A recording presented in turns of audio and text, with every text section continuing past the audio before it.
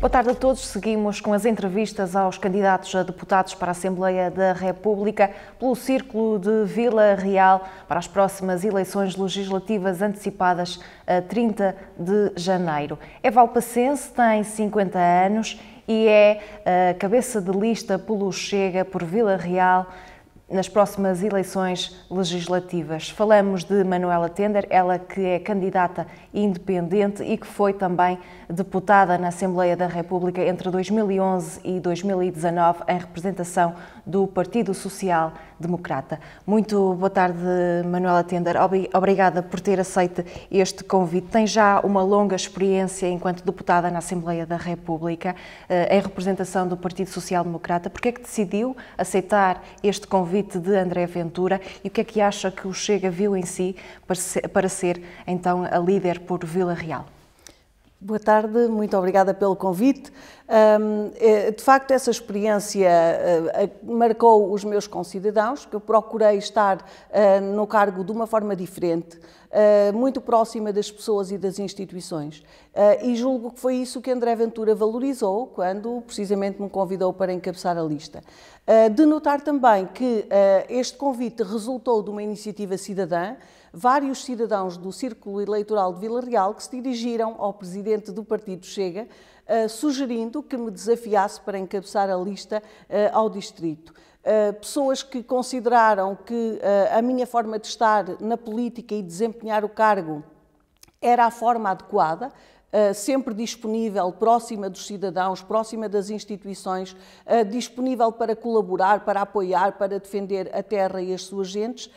E é bom quando um partido político ouve os cidadãos e, enfim, toma iniciativas que vão no seguimento daquilo que é a participação cidadã, a que nós tantas vezes apelamos, e os partidos dizem sempre que é preciso que os cidadãos participem mais ativamente, não é? Na vida social, na vida política, mas depois muitas vezes quando os cidadãos têm a iniciativa de participar, os partidos não lhes dão ouvidos. E foi curioso como o Chega soube ouvir e soube apreciar aquilo que eram os fundamentos dessa iniciativa cidadã e me estendeu o convite que eu aceitei com muito orgulho. Pesou também aqui a questão de ter já uma experiência enquanto deputada? É natural que sim, portanto, foi no decurso dessa experiência e daquilo que as pessoas sentiram como sendo a marca que eu deixei no desempenho do cargo, que o desafio surgiu. E naturalmente que essa experiência também contou para o líder do Chega me contactar, porque naturalmente são 8 anos de experiência parlamentar, fiz um trabalho intensivo quer no círculo, quer nas comissões onde trabalhei, e naturalmente que essa experiência também pesou. Até porque inicialmente seria Sérgio Ramos, que seria o cabeça de lista. Sim, por aquilo que eu sei, que eu sou independente, como sabe, portanto não conheço os trâmites, digamos assim, das decisões do partido, mas a distrital teria indicado o nome de Sérgio Ramos, que teria sido aceito numa primeira fase, mas depois terá o líder do partido reequacionado perante a insistência dos apelos dos vilarrealenses, de toda a gente do distrito, terá reequacionado essa mudança. Eu sei que hoje queremos falar enquanto candidata a deputada, mas eu não posso deixar de fazer esta questão uma vez que há aqui uma mudança de partido político. Alguma vez sentiu ou arrependeu-se de se ter desfiliado do Partido Social Democrata pelo Círculo de Vila Real? Não me arrependi, eu desfiliei-me há cerca de 2 anos e não me arrependi porque as circunstâncias que me levaram a sair mantêm-se. Eu fui militante durante muitos anos do Partido Social Democrata, cresci no seio de uma família social-democrata, o meu pai foi político, foi presidente de uma junta pequena, de uma junta de freguesia durante muitos anos e este meu apego, digamos assim, a minha identificação com os princípios do PSD vem desde a infância. Acontece, porém, que atitudes e comportamentos que eu criticava no Partido Socialista, eu comecei a verificar que eles aconteciam também no Partido Social Democrata. E se eu criticava... Que atitudes eram essas? atitudes de favorecimento, de compadrios, de taticismos, enfim, que esvaziam a política de tudo o que é humanismo, mérito e competência e, enfim, confinam a política a um universo de interesses, não o interesse geral, mas de interesses de meia dúzia de pessoas que estão à frente das estruturas, e eu não me revia nisso. E aquilo que eu criticava relativamente ao Partido Socialista, se eu percebia que o partido onde eu estava tomava as mesmas atitudes e os mesmos comportamentos, eu tinha de ser coerente e tinha, de facto, de manifestar essa minha discordância. Já há uns tempos, desde, enfim, há alguns anos, que eu, nas reuniões do partido, colocava algumas questões e manifestava algum desconforto com algumas situações. O que acontece é que, efetivamente, ninguém dava ouvidos, as coisas continuavam a degradar-se e, portanto, a minha decisão de sair foi, de facto, irrevogável. Não havia volta, não havia, de facto, uma outra solução. Não está arrependida, por isso mesmo é que se candidata como independente? Não estou arrependida de ter saído do PSD. Na altura disse a mim própria que nunca mais me filiaria num partido porque me desiludi profundamente. E eu acho que os partidos dão hoje exemplo de terem uma democraticidade interna muitíssimo fraca, muitíssimo abaixo daquilo que seria desejável, porque a qualidade da democracia também depende muito da saúde, digamos assim, democrática dos partidos. E os partidos hoje têm uma democraticidade interna muito frágil. Os líderes não querem quem os questione, não querem ser, não estão nem sequer muito abertos para receber contributos, para receber sugestões. Os líderes querem quem obedeça e eu para isso não estou disponível. Eu acho que nós todos temos de ser cidadãos críticos, ativos, interventivos e não propriamente sermos obedientes. Eu acho que isso é uma característica que não caracteriza o militante. O militante é aquele que milita por causas, por valores, por princípios, mas as pessoas hoje querem mais uma espécie de culto do líder e eu não me revejo muito não me revejo nada nessa situação. De maneira que aquilo que acontecia na Conselhia de Chaves, na Distrital de Vila Real, não me oferecia condições para continuar no PST. E o Chega também não oferece condições para representá-lo formalmente? Por isso é que se candidata a independente? Não, eu candidato-me como independente pelo seguinte, eu acho que não me ficava bem, nem eu me sentia bem. Quando fui desafiada para ser cabeça de lista pelo Chega, fazer-me militante do Chega hoje para ser cabeça de lista amanhã. Eu acho que essas atitudes, essas decisões têm de ser ponderadas. E, portanto, eu não conheço ainda a vida interna do partido, como eu me desiludi profundamente com a vida interna do PSD, eu prefiro conhecer primeiro a vida interna do Chega, as suas dinâmicas, a forma como funciona, para me fazer militante.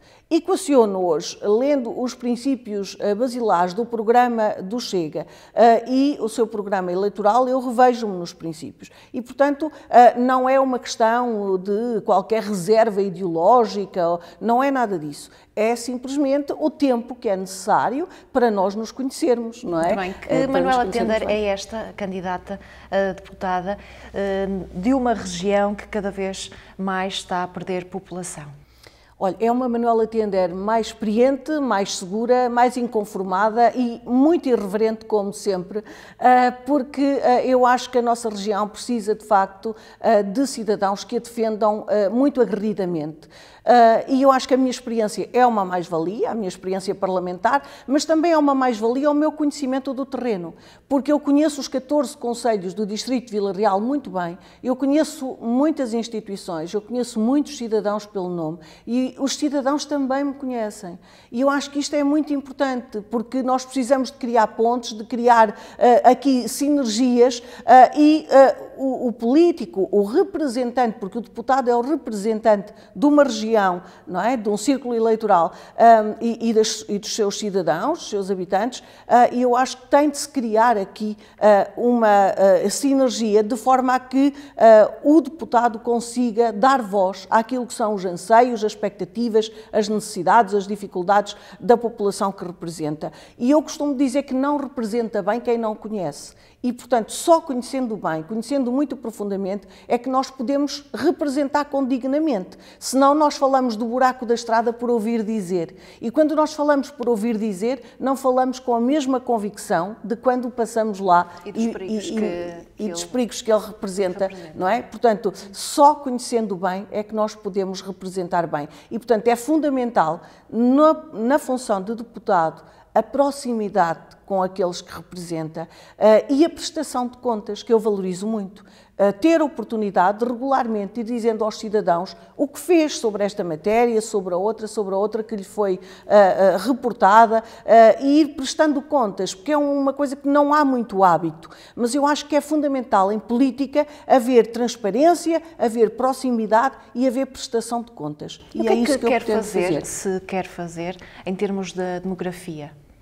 Em termos de demografia, nós precisamos de políticas públicas que se destinem a vários setores. Primeiro, nós precisamos de políticas de incentivo à fixação dos jovens. A maior parte dos nossos jovens saem para estudar e nunca mais regressam à região.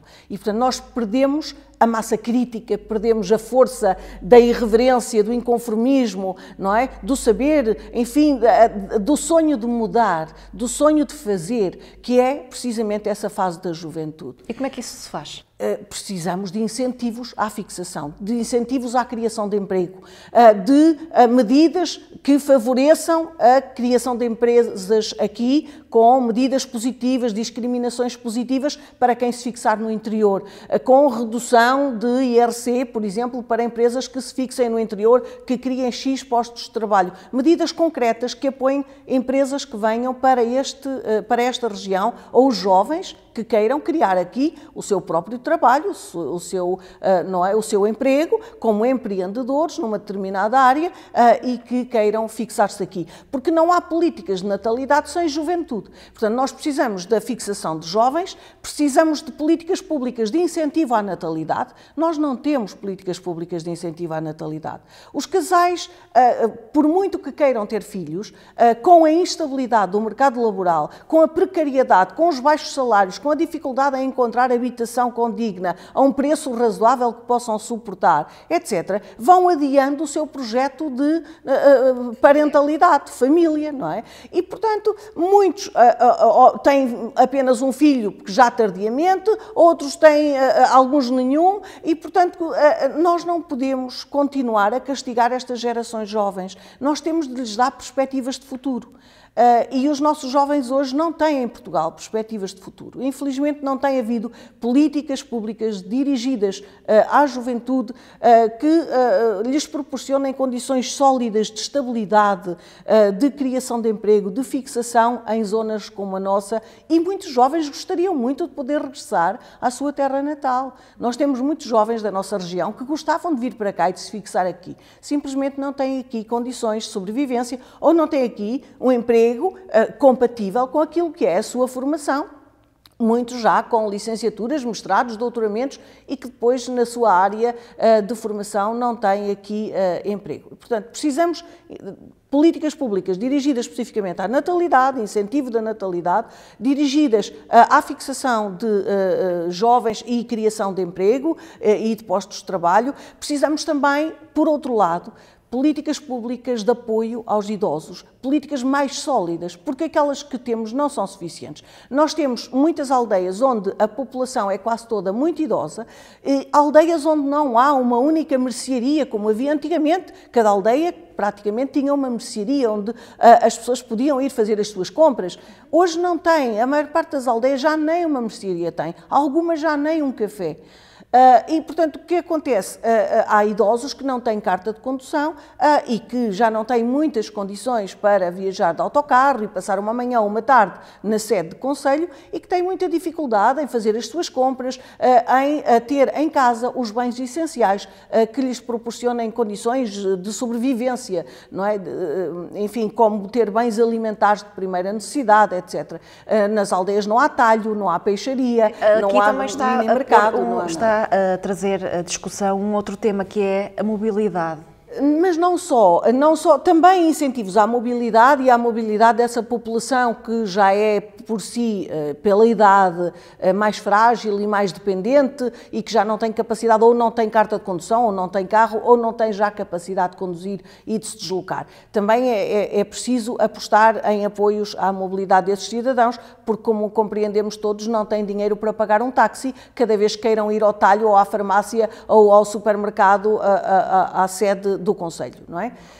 Também é preciso apoiar, mas é preciso apoiar essas pessoas na aquisição de bens, é preciso políticas de proximidade, de avaliação do seu estado geral de saúde, de perceber se as pessoas estão bem, se estão ainda autónomas, se não estão doentes em casa sozinhas, sem qualquer apoio. Nós temos uma população idosa que está em muitas aldeias praticamente abandonada. Os filhos estão na Suíça, em França, ou em Lisboa, ou no Porto, e esses idosos, muitas vezes sozinhos, estão em casa, enfim, se não tiverem forças, se estiverem adoentados, não têm quem os socorra. E nós precisamos cuidar também desses nossos idosos, que deram muito à nossa região e que deram muito ao nosso país. Pensar nos jovens e nos idosos. Pensar nos jovens e nos idosos, exatamente. Porque esses idosos, alguns deles tiveram muitos filhos, fizeram muitos sacrifícios. Alguns passaram muita fome e muitas dificuldades para criar os seus filhos, para dar aos seus filhos um futuro diferente daquele que era o deles, que viviam da terra e de trabalhos árduos, não é? No campo. E, portanto, quiseram dar aos seus filhos uma formação superior e deram ao país muita gente. Não é? E, portanto, o país tem de lhes retribuir aquilo que eles deram. E eu acho que temos todos de ser reconhecidos a essa geração que passou por muitas dificuldades, mas que fez da nossa região aquilo que ela é hoje e que nos criou a nós e que cria, enfim, estes cidadãos que vão pelo mundo fora e que têm dado mostras, muitos deles, de grandes capacidades e de muita competência e que orgulham a região. Uma outra aposta que é preciso também aqui é uma aposta no apoio às empresas, porque uma empresa sediada aqui tem muito mais dificuldades, por exemplo, de escoar os seus produtos, fica-lhes muito mais caro. Levar os produtos até ao porto de Matosinhos, ou até ao aeroporto, ou até ao porto, qualquer porto de mar, ou seja como for, por via aérea ou por via terrestre. Por exemplo, comboios nós não temos, não é? Aqui comboios. Qualquer empresa que fique sediada nesta região e precisa escoar os seus produtos, está dependente do transporte, não é? E, enfim, ao preço a que estão os combustíveis, as portagens, são custos acrescidos para essas empresas, que muitas vezes dificultam naturalmente a sua própria vida e que fazem repensar muitas vezes os empresários se é melhor fixarem-se aqui ou na Maia ou noutra cidade ali que tem um porto ou que tem linhas férreas, etc., de muita proximidade. E a nível da saúde, que acha que serão necessárias mais políticas? Concorda com os investimentos que estão a ser feitos ao nível do centro hospitalar de Vila Real, nomeadamente na unidade de Chaves? Eu acho que nós precisamos de proporcionar aos cidadãos saúde, cuidados de saúde de proximidade. Houve uma tentação com a criação do centro hospitalar de centralizar áreas mais especializadas em Vila Real. Nós compreendemos todos que não pode haver os equipamentos de topo e aqueles mais caros e que exigem profissionais altamente qualificados e que se calhar o centro hospitalar não tinha para colocar um em cada unidade. Percebemos que em algumas situações possa haver uma boa gestão de recursos e uma centralização de serviços que são precisos só esporadicamente. E cujo transporte dos doentes até se possa fazer internamente por transporte interhospitalar. Mas há cuidados de saúde que têm de ser prestados em proximidade. Eu não acho normal que um cidadão tenha de ir de Valpaços ou de Montalegre ou de Salto a Vila Real para uma consulta de oftalmologia. Quer dizer, esses serviços têm de ser proporcionados em proximidade. Agora, se me disser, é uma cirurgia altamente complexa, que exige um equipamento de ponta e que só pode estar em Vila Real, ou em Lamego, ou em Chaves, enfim, depois também é fundamental que haja uma boa gestão dos espaços disponíveis em cada unidade hospitalar, nós compreendemos, mas uma consulta da especialidade não deve obrigar um cidadão a fazer uma deslocação de 70, 80 ou mais quilómetros. Acha que, nesse sentido, o processo de regionalização irá beneficiar, nesse sentido, irá ajudar? Eu não sei se vai ajudar. Contra, é a favor? Eu sobre a regionalização tenho muitas apreensões, porque se a regionalização for feita ao gosto do PS e do PSD, nós o que teremos é, em vez de uma centralização em Lisboa, várias centralizações depois em sub-regiões. Porquê? Porque o PS e o PSD têm hoje uma clientela enormíssima, ávida de emprego público e de lugares de topo. E, portanto, se se criar uma regionalização a pensar em empregar essa clientela toda, nós vamos ter uma centralização, não em Lisboa, mas uma centralização no Porto. E tudo o que hoje... Mas a regionalização é para distribuir competências. Sim, mas repara, hoje já é... Em muitas situações, nós precisamos de despachos, de deferimentos de Lisboa, não é? Se for para transferir de Lisboa para o Porto, essa competência, para o cidadão comum, em que é que diminui a burocracia, não é? É igual, porque o nosso Estado é um Estado altamente centralizado, é verdade. Precisamos combater o centralismo, sim. Mas é também altamente burocratizado, é verdade. Qualquer coisa para um empresário, para um cidadão comum, qualquer pedido passa por múltiplos processos e múltiplos despachos e deferimentos e tem de se introduzir o requerimento em Chaves e depois vai para Vila Real e Vila Real vai para o Porto ou para Lisboa. Então é contra esse processo, não haver vantagens? Eu acho que a regionalização pode trazer vantagens se for feita na perspectiva da aproximação dos cidadãos. Mas uma aproximação efetiva, real, no sentido de permitir ao cidadão resolver os seus problemas em proximidade. Não é para ir a Chaves e de Chaves terem de pedir para o Porto, como agora pedem de Chaves para Lisboa. Isso não resolve nada em termos de burocracia. E eu tenho muitas dúvidas sobre o processo de regionalização, sobretudo porque eu penso que podem estar em causa, sobretudo não, enfim, benefícios para o cidadão comum, não propriamente o desburocratizar a máquina do Estado, mas o criar uma espécie de centralizações alternativas, não é? Em que os cidadãos aqui do Alto Tâmega, por exemplo, ou os do Douro, tenham de estar dependentes na mesma, não do despacho de Lisboa, mas do despacho do Porto. Portanto, o que é fundamental é nós aproximarmos o Estado dos cidadãos. E sem burocracias, reduzir ao máximo as burocracias. A pandemia veio tornar alguns processos mais céleres, e nós vemos a questão dos certificados digitais, etc. E eu acho que é importante irmos por esta via da modernização administrativa, que foi muito anunciada, etc., mas que só efetivamente com a pandemia é que acabou por acelerar de alguma forma. Nós vemos hoje, é muito mais fácil a nossa comunicação com qualquer entidade pública, não é? Porque criaram canais de comunicação. Manuela, peço desculpa, podíamos estar mais tempo à conversa, mas de facto não quero ultrapassar os 20 minutos que temos previstos para todos os candidatos a deputados. Obrigada por estar aqui no estúdio da Alto Tâmega TV, votos de muito sucesso. Obrigada a si que esteve desse lado. Nós regressamos com mais entrevistas a candidatos a deputados para a Assembleia da República pelo Círculo de Vila Real. Muito obrigada.